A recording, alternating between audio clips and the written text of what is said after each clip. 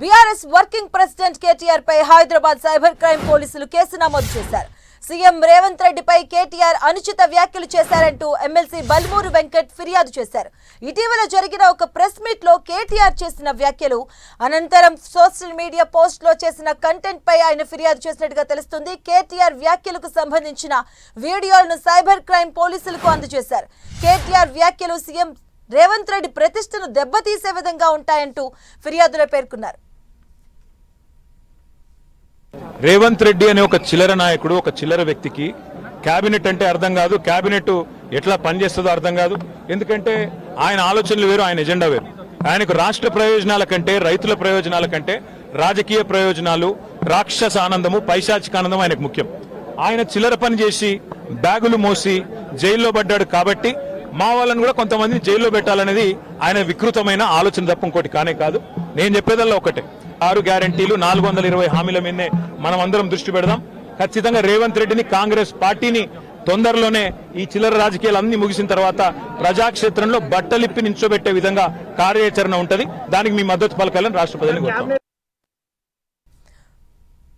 మాజీ మంత్రి కేటీఆర్ పై కేసు నమోదు చేసినట్టుగా తెలుస్తుంది. దీనికి సంబంధించిన పూర్తి అప్డేట్స్ మా కరెస్పాండెంట్ కరుణాకర్ అందిస్తారు. కరుణాకర్, అసలు ఎఫ్ఐఆర్ లో ఏ అంశాలను పొందుపరిచారు, దీనికి సంబంధించిన డీటెయిల్స్ ఏంటి?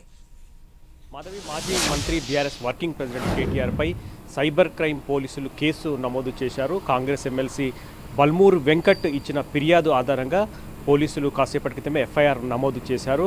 బిఎన్ఎస్ సెక్షన్ 353/2, 352 ఈ 2 సెక్షన్ల కింద కేటీఆర్ పై హైదరాబాద్ సైబర్ క్రైమ్ పోలీసులు ఫిర్యాదు అంటే కేసు నమోదు చేసిన పరిస్థితిని మనం చూస్తున్నాం. మొన్న 11వ తేదీ మాజీ ముఖ్యమంత్రి కేసీఆర్ కాళేశ్వరం కమిషన్ ముందు హాజరైన సందర్భంగా బీఆర్కే భవన్ వద్ద కేటీఆర్ మీడియాతో మాట్లాడారు. ఈ సందర్భంగా ముఖ్యమంత్రి రేవంత్ రెడ్డిపై అసభ్య పదజాలాన్ని ఉపయోగించారు. ముఖ్యమంత్రిని వ్యక్తిగతంగా, ముఖ్యమంత్రి స్థాయిని తగ్గించే విధంగా అనుచిత వ్యాఖ్యలు కేటీఆర్ చేశారు. అందుకు సంబంధించిన వీడియో సాక్ష్యాలను కూడా బల్మూరి వెంకట్ నిన్న సిసిఎస్ పోలీసులకు అందించారు. ఆ సాక్ష్యాలను పరిశీలించిన తర్వాత సిసిఎస్ పోలీసులు కేసు నమోదు చేసినట్టు తెలుస్తోంది.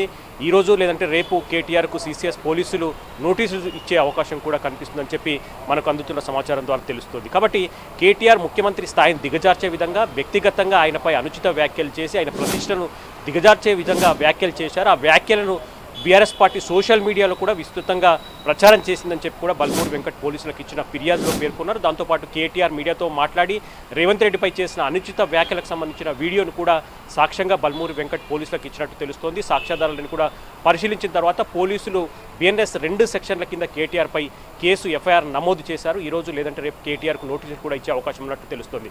కాబట్టి కేటీఆర్ చేసిన వ్యాఖ్యలు ముఖ్యమంత్రిని వ్యక్తిగతంగా, ముఖ్యమంత్రి స్థాయిని దిగజార్చే విధంగా, ఆయన ప్రతిష్టను భంగపరిచే విధంగా వ్యాఖ్యలు ఉన్నాయని చెప్పి బల్మూరు వెంకట్ ఆయన పోలీసులకు ఇచ్చిన ఫిర్యాదులో పేర్కొనడం జరిగింది. కేటీఆర్ కూడా దీనిపై ధీటుగా స్పందించే అవకాశం కనిపిస్తోంది. కేటీఆర్ వ్యాఖ్యలు వ్యక్తిగతంగా ముఖ్యమంత్రి రేవంత్ రెడ్డిని దూషించే సందర్భం కావచ్చు, లేకపోతే ముఖ్యమంత్రి రేవంత్ రెడ్డిపై గతంలో ఏసీబీ కేసు ఉంది, ఆయన కేసు ఏమైందని చెప్పి కేటీఆర్ ప్రశ్నించడం కావచ్చు, ఇటువంటి అంశాలన్నీ కూడా కాంగ్రెస్ పార్టీ కొంత సీరియస్గా తీసుకున్నట్టు తెలుస్తోంది. ఈ నేపథ్యంలోనే బల్మూరి వెంకట్ కేటీఆర్పై ఫిర్యాదు చేయడం, ఆ ఫిర్యాదును సీరియస్గా తీసుకున్న పోలీసులు కేటీఆర్పై 2 సెక్షన్లు బిఎన్ఎస్ 353/2, 352 ఈ 2 సెక్షన్ల కింద కేసు నమోదు చేసి ఎఫ్ఐఆర్ నమోదు చేసి ఆయనకు నోటీసులు ఇచ్చేందుకు సిద్ధమైన పరిస్థితిని మనం చూస్తున్నాం. మాధవి, కర్ణాకర్, దీనిపైన కేటీఆర్ ఏమైనా రియాక్షన్ ఇచ్చారా? అంటే బీఆర్ఎస్ శ్రేణులు కానీ కేటీఆర్ కానీ ఏమైనా రియాక్ట్ అయ్యారా? అంటే ఇంకా కేసుకు సంబంధించి, ఎఫ్ఐఆర్కు సంబంధించి ఇంకా కేటీఆర్ రియాక్ట్ కాలేదు. ఎందుకంటే ఆయనకు తాజాగా ఏసీబీ నిన్న నోటీసులు జారీ చేసింది. సోమవారం ఏసీబీ ముందు మరోసారి విచారణకు కావాలి ఈ కార్ రేస్ కేసులో అని చెప్పి నోటీసులు ఇచ్చింది. నోటీసులపైనే కేటీఆర్ చాలా ధీటుగా స్పందించారు. నిన్న చాలా ఘాటుగా ఆయన ట్వీట్ చేసిన పరిస్థితిని మనం చూస్తున్నాం. తనపైనే కాదు ఏసీబీ కేసు, ముఖ్యమంత్రి రేవంత్ రెడ్డిపై గతంలో ఏసీబీ కేసు ఉంది. ఆ కేసుకు సంబంధించి ఇంకా విచారణ పెండింగ్లోనే ఉంది. ఎవరు తప్పు చేశారు, ఎవరు ఒప్పు చేశారన్న దానిపై కేటీఆర్ రేవంత్కు సవాల్ కూడా విసిరారు.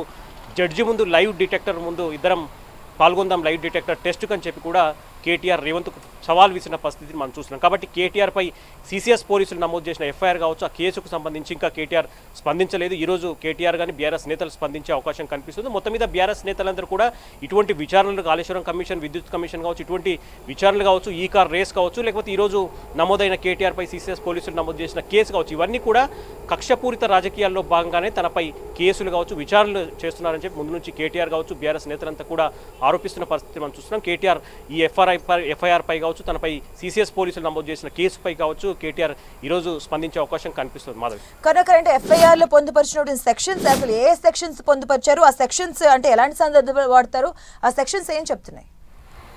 అంటే 2 సెక్షన్ల కింద హైదరాబాద్ సైబర్ క్రైమ్ పోలీసులు 2 సెక్షన్ల కింద కేటీఆర్ పై ఎఫ్ఐఆర్ నమోదు చేశారు. అందులో బిఎన్ఎస్ సెక్షన్ 353/2, 352 ఈ 2 సెక్షన్ల కింద నమోదు చేశారు. వ్యక్తిగతంగా ఒక వ్యక్తి యొక్క ప్రతిష్టను దిగదార్చే విధంగా, ఒక వ్యక్తిని అంటే అనరాని మాట్లాడడం కానీ, లేకపోతే ఆ వ్యక్తిని వ్యక్తిగతంగా ప్రతిష్టను దిగదార్చే విధంగా వ్యక్తిగతంగా దూషించడం, దాంతోపాటు ఒక పదవిలో ఉన్న వ్యక్తిని ఆ పదవిని కూడా కించపరిచే విధంగా వ్యాఖ్యలు చేయడం, ఇటువంటి అంశాలన్నింటినీ కూడా పరిగణలోకి తీసుకొని 2 సెక్షన్ల కింద కేసులు నమోదు చేశారు, ఎఫ్ఐఆర్ నమోదు చేశారు. కేటీఆర్కు ఈరోజు కాకపోతే రేపు సిసిఎస్ పోలీసులు నోటీసులు ఇచ్చే అవకాశం ఉందని చెప్పి పోలీసు వర్గాలు చెప్తున్న పరిస్థితిని మనం చూస్తున్నాం. మొత్తం మీద ఈ కార్ రేస్ ఒకవైపు ఈరోజు సిసిఎస్లో కేటీఆర్పై కేసు నమోదు కావడం, ఇటువంటి అంశాలన్నీ కూడా బీఆర్ఎస్ కాంగ్రెస్ పట్ల 2 రాజకీయ పార్టీల మధ్య రాజకీయ దుమారం రేపుతున్న పరిస్థితిని మనం చూస్తున్నాం. Madhav, right, thank you Karunakar.